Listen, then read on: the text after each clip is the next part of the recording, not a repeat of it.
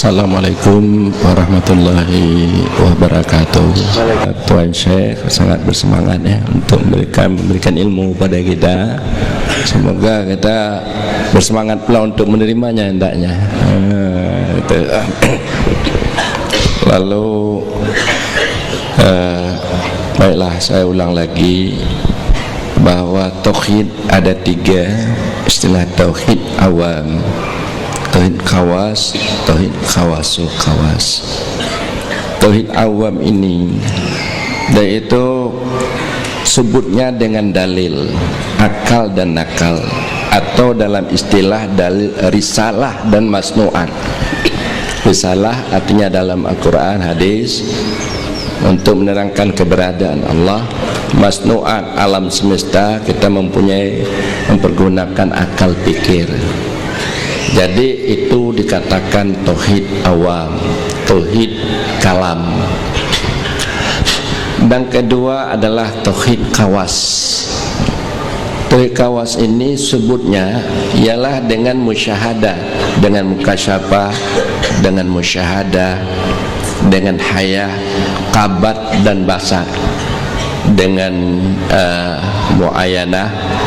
Jadi itu ada metode-metode yang tersendiri, karena dia itu merasa dekat, karena telah terlihat kebagusan Allah, karena dia itu telah bersuluk, artinya itu telah berjalan kemauannya kepada Allah, tajalli asma dan sifat, sehingga bahwa sesuatu sampai kepada hilang sifatnya dalam sifat Allah. Sifat dengan dat itu tidak ada bedanya lagi, karena pada hakikatnya sifat itu adalah zat Allah. Jadi orang yang telah sampai kepada makam panah tapi belum panaul panah, masih panah, itu orang adalah orang yang tauhid tasawuf, artinya tauhid khawas. Ada tauhid khawasul khawas, jadi sebutnya itu dengan kidam Allah, dia tidak ada dalil, berarti Allah itu dalilnya, sebagaimana firman Allah, syahidallahu annahu la ilaha illahu, menyaksikan oleh Allah bahwasanya tidak Tuhan melainkan Allah. Orang yang telah sampai kepada makam panaul panah, dan dia itu sudah sampai kepada makam baka, makam tafrid, makam jama'. Ini ada istilah-istilah di dalam tauhid khawasul khawas. Ini adalah tauhid para wali-wali Allah, orang yang dekat dengan Allah Subhanahu wa ta'ala. Jadi karena tauhid sekarang pada anda hanya memiliki tauhid awam, tauhid akidah, tauhid tasawuf, bagaimana berjalan hati. Tasawuf sebagaimana saya katakan, kalau kita bertasawuf kita harus paham syariat, tarikat, hakikat. Kalau kita bertasawuf belum paham syariat, tarikat, hakikat, itu tasawuf kita belum benar. Syariat kita tahu hukum fikih, kita tahu akidah, kita tahu bagaimana akhlak untuk hati kita berjalan, tarikat kita mengamalkan dengan baik. Jadi dan kita terlihat terasa dekat kita dengan Allah. Jadi apa yang gaib-gaib ini terasa dekat, kita seolah-olah melihat surga, melihat. Jadi ini hakikat. Jadi orang-orang yang telah benar seperti itu, dia paham syariat, tarikat, dia itu, mereka itu bertauhid, artinya bersih Allah itu daripada yang baru. Dia tidak melihat asbab-asbab dahir, dia tidak melihat bahwa air itu yang memuaskan dahaga. Yang memuaskan dahaga adalah Allah Subhanahu wa ta'ala.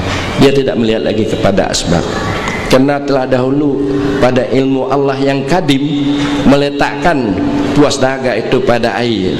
Telah dahulu itu dalam ilmu Allah yang kadim, pada hukum Allah pada azal.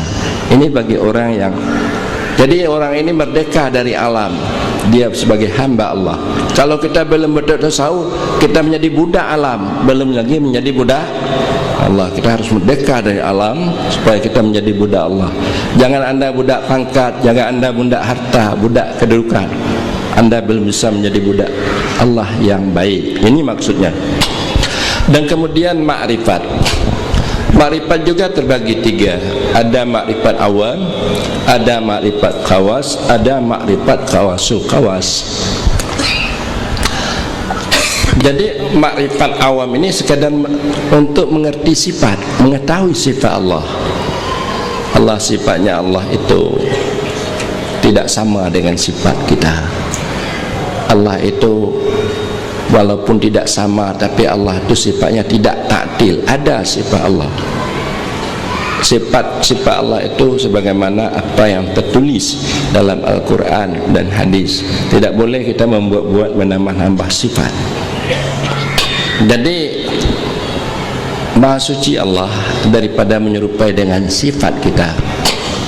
Dia mengetahui sifat itu dikatakan makrifat awam. Ada makrifat kawas.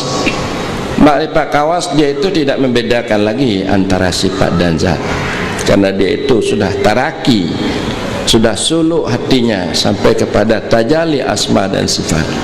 Sifat itu berdiri pada zat. Jadi ini ada mempunyai kategori, cara-cara untuk kita mendapatkan makrifat kawas. Makrifat kawasul kawas itu tidak ada dalil, itu habis makrifatnya pada waktu itu orang yang telah sampai ke tingkat makam panah. Jadi tidak ada dalil, tidak sampai kepadanya dalil, tidak berhak kepadanya wasilah untuk bisa mencapai makrifat kawasul kawas. Itu artinya makrifat Allah yang mengenal dirinya pada dirinya, dengan dirinya. Ini makrifat kawasul kawas. Nanti pada waktu dia telah sampai kepada makam baka, makanya cahayanya itu Allah berikan kepada orang-orang yang dikehendakinya, yang dipilih. Jadi adapun untuk mengatakan bahwa awaluddin ma'rifatullah ini sekedar untuk makrifat awam, untuk kita sekedar tahu mengenai sifat, sebagaimana kita dalam akidah sunnah kita mengenai tahu sifat Allah yang wajib 20 sifat, yang mustahil 20, satu yang harus. Ini adalah sifat istighna, ini sifat iftikar sebagai ma'bud biha. Jadi ini yang dimaksud awaluddin ma'rifatullah, sekedar untuk kita mengetahui sifat-sifat Allah supaya sah iman kita. Kita jangan ragu-ragu tentang keberadaan Allah supaya sah ibadah kita. Inilah yang dikatakan oleh ulama, la tasihul ibadah illa bima'rifatul ma'bud, sekedar untuk mengetahui sifat. Tapi untuk sampai kepada makrifat cara zub dan ayan, ini tinggi sekali. Ini maksudnya perlu juga kita harus tahu tuh. Jangan nanti anda, oh ini ada tinggi sekali, ini bukan makanan kita, ini kita belum, tidak boleh itu. Jadi di dalam hikam dikatakan wa ma Allah bidzalika biaziz, tidak di atas Allah dengan demikian dengan sulit. Kita dekati orang-orang yang telah dahulu kita dekati ulama-ulama sufi, dan kita juga beramal, beribadah, kita bertarekah, kita bersuluk untuk mencapai makam ini supaya bersih, yaitu batin kita daripada wujud selain Allah. Jadi apa lagi kira-kira pertanyaannya? Ada lagi? Ya, alastu birabbikum qalu bala. Jadi itu dengan pengertian bahwa adakah tidak aku Tuhanmu? Mereka berkata ya. Jadi ini kalau di dalam tasawuf biasa ini adalah orang yang untuk mendapat makrifat khawas. Makrifat khawas itu rohnya itu ya, roh. Dengan cahaya roh kita dapat memandang Allah dengan cahaya roh. Cahaya roh itu dikatakan mu'ayanah. Mu'ayanah. Karena roh itu dalam ilmu tasawuf cahaya zat. Jadi untuk mendapatkan zat Allah adalah dengan roh. Karena roh itu adalah cahaya zat. Jadi orang-orang yang sudah menjawab seperti itu, orang itulah di antara lain sebagai wali-wali Allah. Apalagi bertasawuf tanpa bertarekat. Bertasawuf tanpa bertarekat. Jadi sebenarnya kalau kita lihat tasawuf ini apa? Kalau kita lihat uraian ulama-ulama, tasawuf satu ilmu yang dapat diketahui dengan ilmu itu sifat-sifat yang terpuji. Yang dapat diketahui dengan ilmu itu sifat-sifat yang tercela. Yang dapat diketahui dengan ilmu itu bagaimana supaya kita dapat membuang sifat-sifat yang tercela, supaya kita dapat berhias dengan sifat-sifat yang terpuji. Tasawuf. Dan juga tasawuf itu bagaimana supaya hati kita berjalan kepada Allah Subhanahu wa taala. Itu tarekat. Itu tarekat. Jadi supaya hati kita berjalan kepada Allah, dekat kepada Allah. Bagaimana supaya kita berkasat, bagaimana supaya kita berazam, bagaimana supaya kita yakin, bagaimana supaya kita fakir. Selalu itu artinya berjalan hati. Jadi kalau hati tidak berjalan, ya, tidak ada pengamalan, hati itu berjalan berkasat kepada Allah Subhanahu wa taala bermaksud, berarti kita tidak dikatakan bertasawuf. Jadi tasawuf itu berakhlak yang bagus, hati selalu yaitu berjalan kepada ahadits Allah Subhanahu wa taala. Jadi itu tasawuf. Jadi kalau kita tidak bertarekat mengamalkan tarekat, bagaimana berjalan, berarti kita belum bertasawuf. Jadi apa lagi ya? Hakikat hakikat ini apakah mesti ada guru hakikat? Oh, berhakikat. Jadi sebenarnya berguru itu perlu, karena nanti kalau tidak berguru, malah syaikalahu fasyaitanu syaikuhu.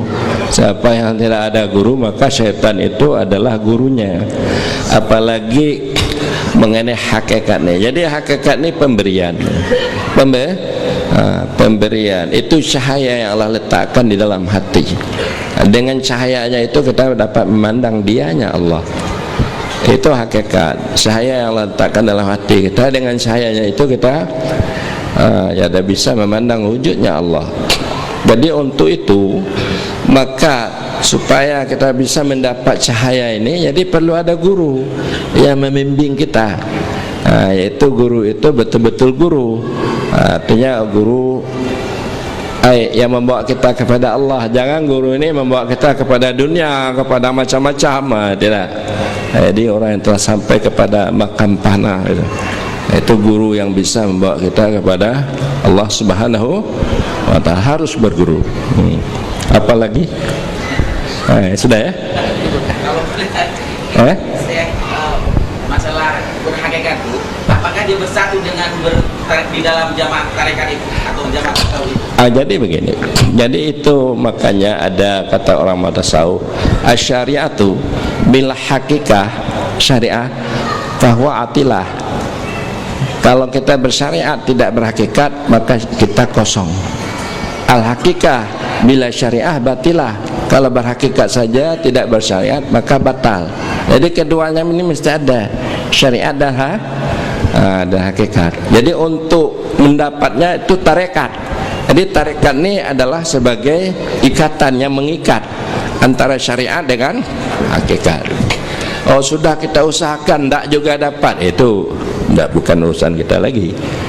Soalnya kita selalu artinya mengadakan zikir supaya hudur hati kita kepada Allah, supaya mendapat madzkur. Jangan kita berzikir tapi ingatan kita kemana-mana. Salat umpamanya, kita sembahyang membaca-baca tapi khusyuknya tidak ada, hudur hatinya adalah ta'zimnya tidak ada, karena tidak bertarekat, tidak pengamal tarekat. Artinya tidak, makna tarekat ini yaitu selalu kasat kemauannya berjalan kepada Allah. Itu makna tarekat. Jadi sudah jelas ya? Sudah awal Allah. Alhamdulillah.